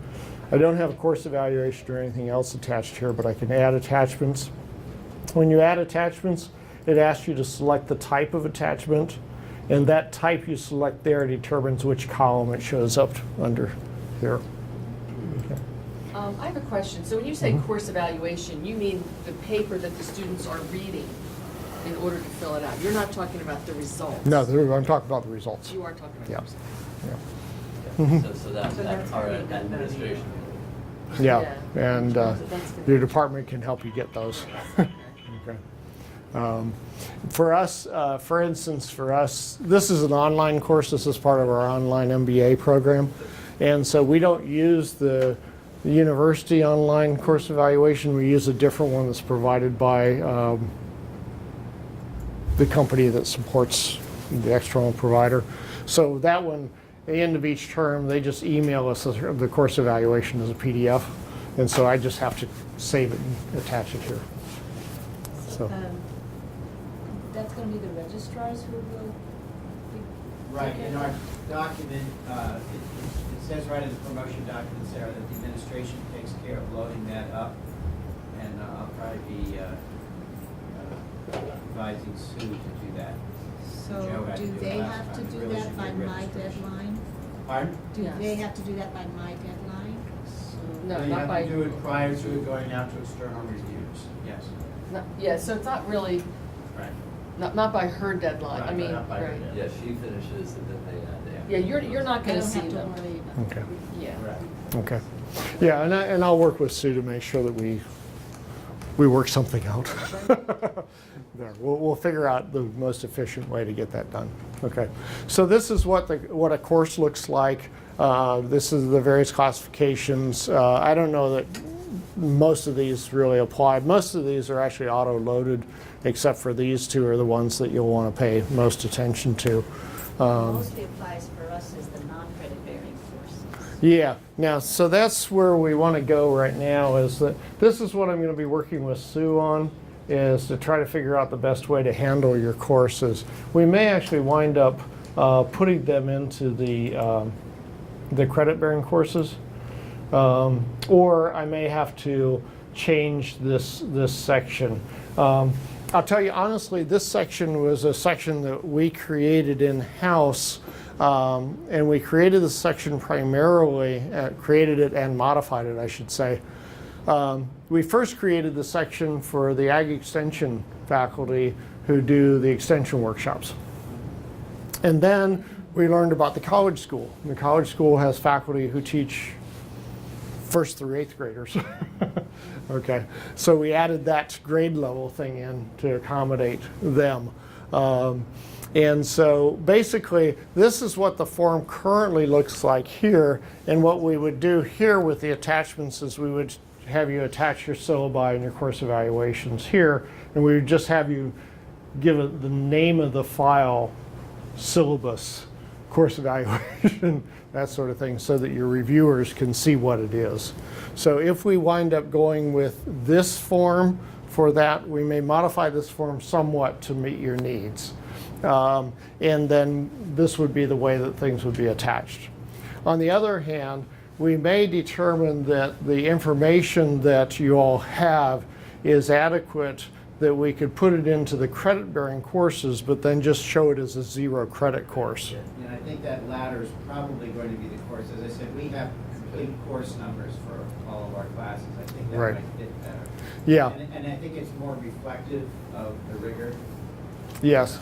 And I think also that if we can do that, we may actually be able to auto-load those as well. So it matters if, when I meet with her, if we can output from your system things in the right format, then I can auto-load them in here, and everything will be happy.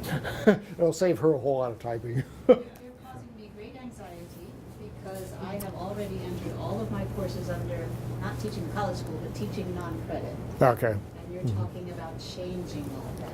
Well, if we do that, okay, if we get those courses in there, then we'll work with you to determine how you're gonna, we can either turn this part off for you, or we can, I'll work with you. I just say I'll work with you. Hang in there. Yeah. There was an issue here about what happens with courses that were taught, say, 2 years ago. Mm-hmm. Or, if they're going for peer review, 6-year peer review, these courses might not even exist now, they existed then. How do you deal with that? Most of those courses have all been assigned numbers. There aren't too many courses we no longer teach. So will we put those in with your numbers? Hopefully Eli registrars will. Yeah. Yeah. Our goal is to get as much as we possibly can. Yeah. Our goal is to get as much as we possibly can out of your database systems. Yeah, Great. that's what we want. Okay, and get them in.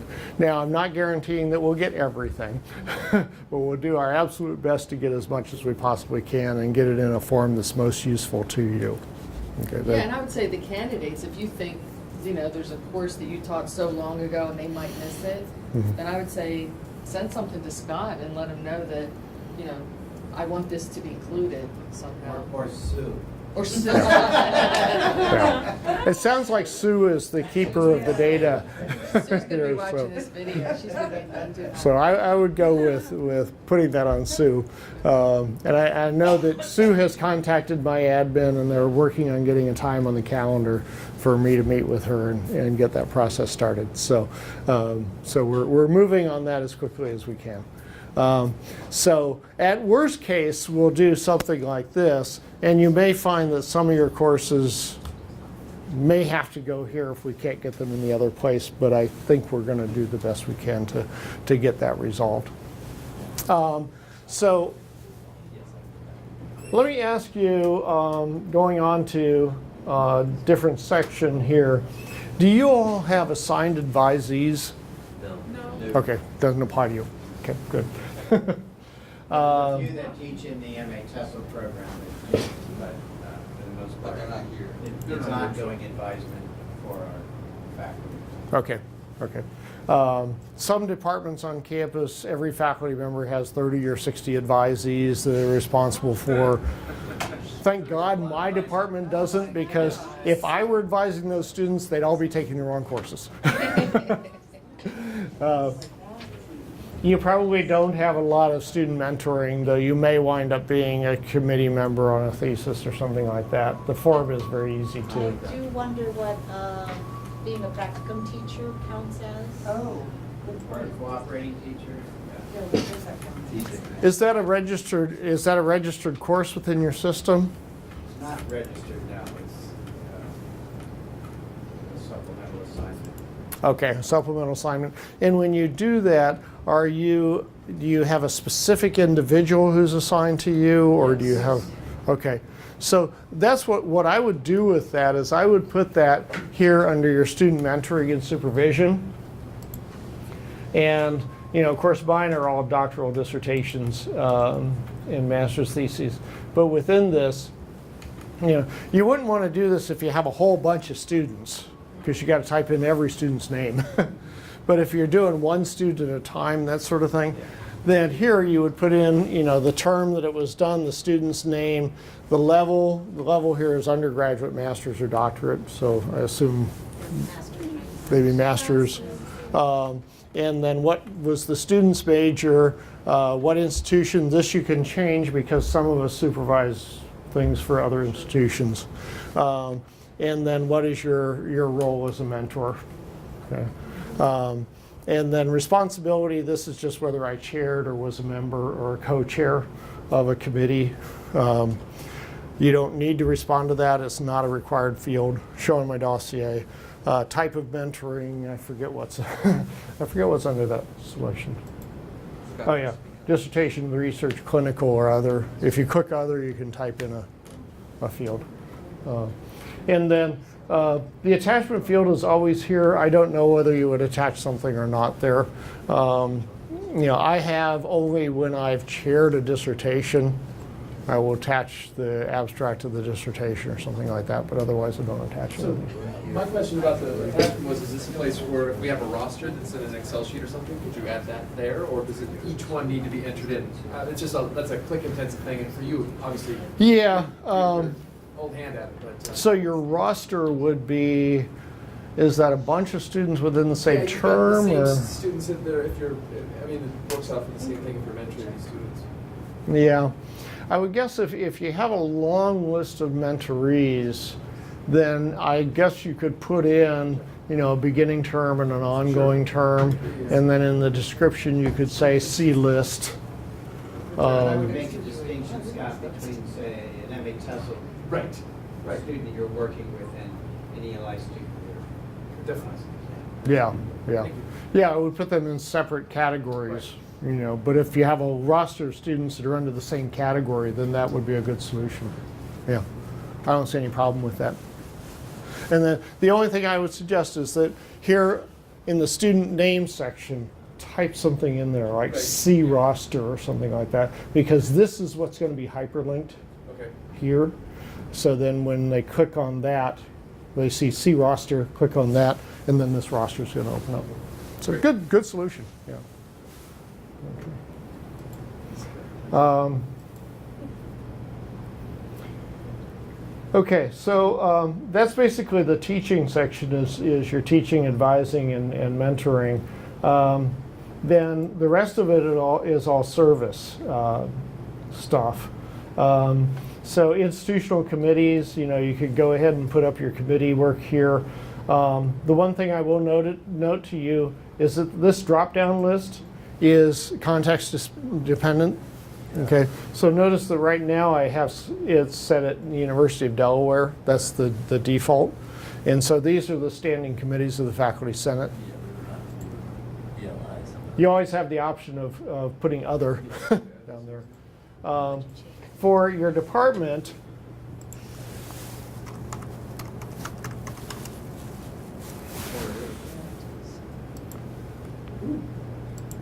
Wow. okay. So I'm just showing off. Yeah. What we did was we went to every department's bylaws, and we loaded the committees out of your bylaws. Okay, so the committees that are loaded here for the departments are the ones that are in your bylaws. Obviously, you may have an ad hoc committee that you put together for some purpose. Then you just click other, and then you can type in the name of the committee. College committees, some of you probably serve on arts and sciences college committees. If you put in the College of Arts and Sciences there, the list of committees is again off the bylaws of the College of Arts and Sciences. And then the university you saw. And then, so you'll want to make sure that you have that updated. You'll want to identify your responsibility on that committee. You'll want to select to show on your peer review dossier. Synergistic activity, that's for NSF bio sketches. NSF asks you, what have you done that's synergistic with what you're proposing? And then, in some cases, it's appropriate to make an attachment for a service committee. So for instance, if I chaired a task force to provide a report on X, then I might want to, if that report is is okay for me to share it with other people, like my committee, then I might want to attach that report here. Or I might want to attach at least a summary of what the committee did or something. Shouldn't we be attaching our yearly, if we're the chair, the yearly reports, or no? committee reports? Yes, because we're still under the committee. Yeah, this is the committee So structure. would you want the committee reports in there or no? It's not about me, it's about the No, work of the committee members. that would be as necessary. Okay. But I think what John's talking about, if you were on a task force that submitted a report to the provost, Oh, okay. that kind of thing. Yeah, something and particularly, I wouldn't do it if I were just a member of the committee, but if I were chairing that committee, or say I was a co-chair of the committee, and I'd want them to see the level of productivity that that committee produced, that I led, then I think it's appropriate to show that. Okay. Yeah. Okay. Other institutional service is for anything that's institutional but not committee-based. So let's say that you advise a registered student organization. That would be the type of thing you would put in other service. Could you click in so we see what the boxes are for that? Yes. Other institutional service. Okay, so again, you get the University of Delaware, and we can go to different levels. Yeah, you select the level. Now, it's not going to auto-populate for you, but you do want to show what the level of the committee was. Okay, but Or I'm the thinking of service whole activity. SHEP Advisory Council that I represented the ELI for 1 year, and Mary's been for 30 times. Okay. Yeah. Jeff's not going to be there. No, but what I would do if I were you on that one there is I would select the College of Arts and Sciences to be a college level, and then I would click Other, and then type that in, and then in the description box I would say this service was done under CHEP. Yeah, because that was the college level at that time. That's the problem with change. Yeah. You just can't keep up with yourself. Then professional service, obviously, that's editorial boards or serving on the leadership committee of your professional organization or whatever it might be. Community service. That's what I always say on that is professionally relevant community service. My department chair does not care at all that I coached a middle school basketball team. That's unfortunate, because you're still giving to the community. I'm giving to the community, And but you're it's not relative to advertising- yeah, but my. You're advertising, you're representing the University of Delaware. I suppose, but he doesn't care. Yeah. So if you take But students to. on the other hand, To Habitat for Humanity, pardon me? if you take students to Habitat for Humanity and do something like that, I think that would be an excellent, because you're engaging the students, you're providing an opportunity for the students to do service learning. So use your judgment as to what kind of fits there or not. I served on the advisory board for the Small Business Development Council for a few years. I put that in because that's very relevant to my discipline. If I were teaching English as a second language to people, it matters to you all, but it doesn't matter to the business administration department. Probably. And then honors and awards. Put in whatever's appropriate for you and your discipline. Consulting, that's something that a lot of departments don't use, but some departments care about that. Again, the header is not going to show up in your dossier if there's nothing in it. Okay. Professional development, this would be where you went and sought out professional development for you. So let's say you went to a teaching institute. Okay, and you want to show that you've done professional development for you to improve your teaching. That's where you would put that.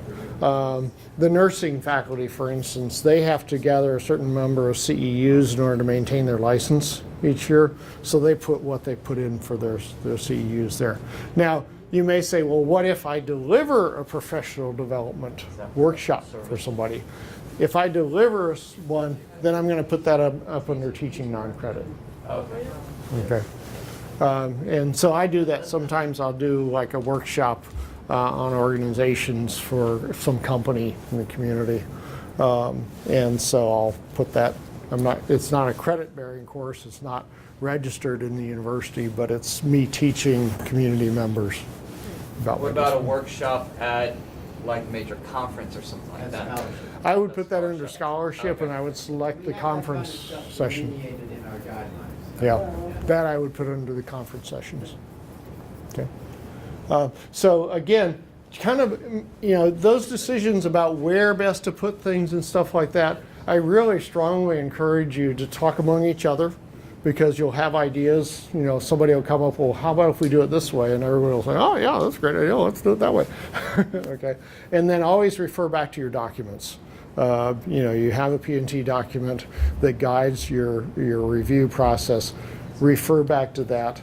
And then, Scott is kind of the final arbitrator on those. So if you Not if you soon. can't decide, or it's not clear in the documents or that sort of thing, then having a good conversation with Scott is very useful. That's what when I was department chair in business administration, I saw that as a critical part of my role as department chair, was to have those kind of collegial conversations with my faculty around how best to promote my faculty's interests. So that is certainly appropriate to do that.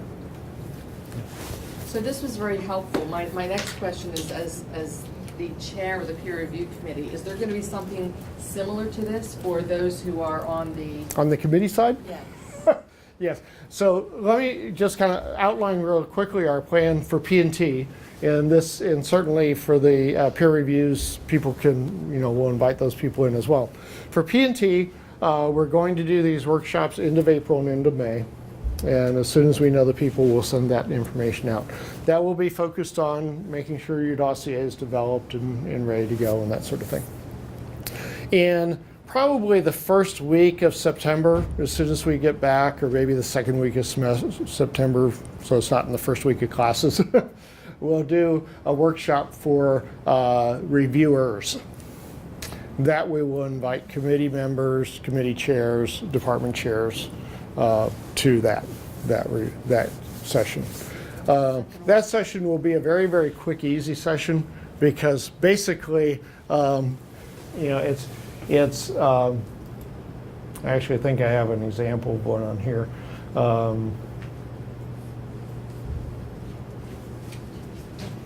I don't have an example to show you. Basically, there will be a link like this that says committee evaluation. Committee member, do your evaluation. You click on it. A window like this will open up with a list of the people that you're responsible to evaluate. There will be an eyeball here. You click on the eyeball. Each person will have an eyeball. You'll see the dossier just exactly as I showed it before, and just exactly as the candidate has previewed it. You do that. And then you go over here. Actually, committee members on a committee will not have an evaluate button. The way we set that up is the committee chair is the one who's responsible for recording and reporting the committee's deliberation. The committee chair will have an evaluate button. They click on that evaluate button, and a window opens up here.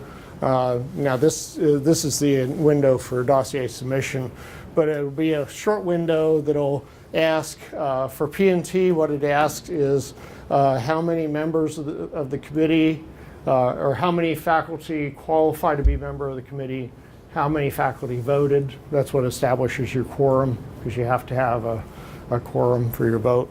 It'll ask you what the vote is, those in favor, those opposed, and those abstentions. You just put the numbers in there. And then it'll ask you for peer review, it'll ask you what the recommendation is to continue the contract or not, and what the period of the next contract should be, the number of years. For P&T, it'll be, is the recommendation to promote or not to promote. And then there will be an attachment where you attach the committee's letter. In most cases, we strongly encourage the committee to, share the letter with each other. Everybody in the committee sign the letter, scan it to a PDF, and then attach it here. But as far as like the dates of when do we need to finish that, and then it goes to Scott. Yeah. For P&T, that is stipulated in the faculty handbook. It's laid out. The committee has the dossier from September 1 till, I think it's October 1. Something I don't remember. It's in the it's in the faculty handbook. So you'll have it during that period, and then the committee, then it goes immediately to the chair. There is an overlap of the chair's review period that is for the candidate to have the opportunity to appeal.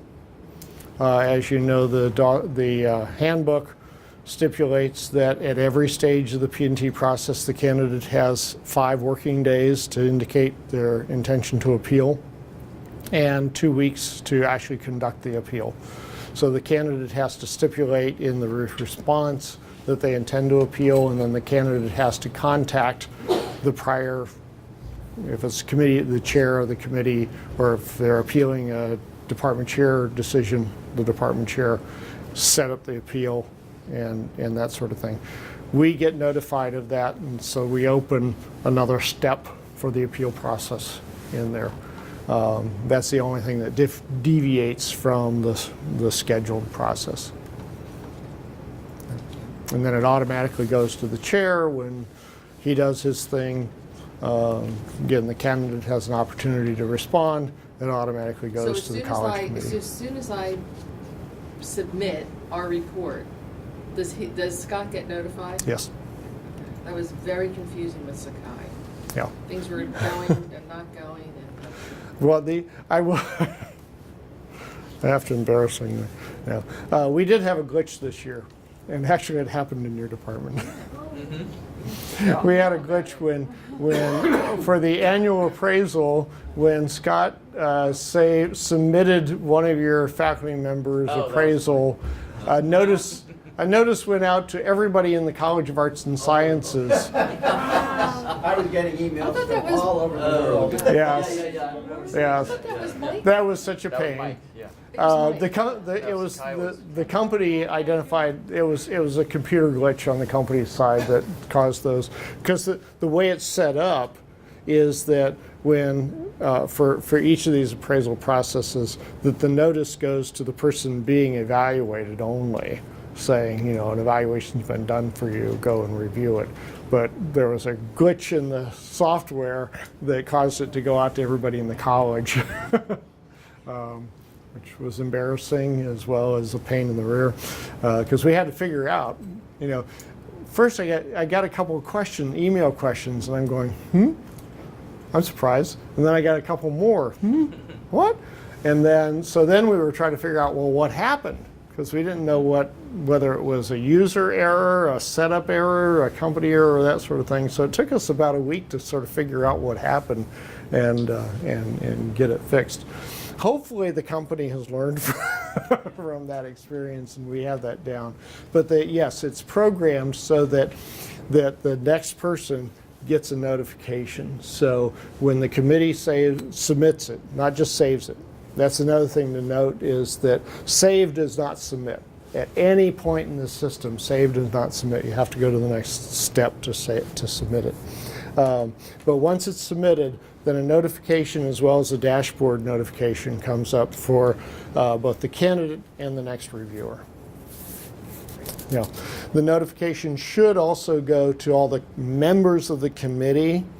If it's, say for instance, when Scott submits, then all the college committee members should get a notification that says this has been submitted. It's open for your review. And is there some sort of way that Scott knows that they have received it? Actually, yeah. Oh, it'd be out of your It dashboard. disappears from Scott's dashboard, but Scott's administrative assistant can go in, and we've done a training. She may not remember how to do it, so I could always remind her of it. Can go in and see this. There's a report that can be pulled that will show where the response is at any point in time. And it'll show what reviews have been done and all that good stuff. So, okay, anything else? Big improvement, John. Thank you. Thank you. You're welcome. Hopefully, I will warn you in advance, there will be glitches. I mean, there always are with new systems, and there will be a learning curve. There always is with new systems. But the reality is that everybody all the way up to the president's office is fully aware and fully supportive and is ready to, you know, they're flexible enough to realize that when a glitch occurs, it's not the candidate's fault. You know. Except when it's obvious that the candidate, I mean, like I said, I had one department chair say to me, you know, this person had trouble with UD Academe, but it's not UD Academe, it's the, yeah, it's the person's stuff. Not at the end of the keyboard. Yeah, yeah, there are two ends of this keyboard, aren't there? Yeah, so, okay, thank you for your questions and your attentiveness. We'll continue working with you.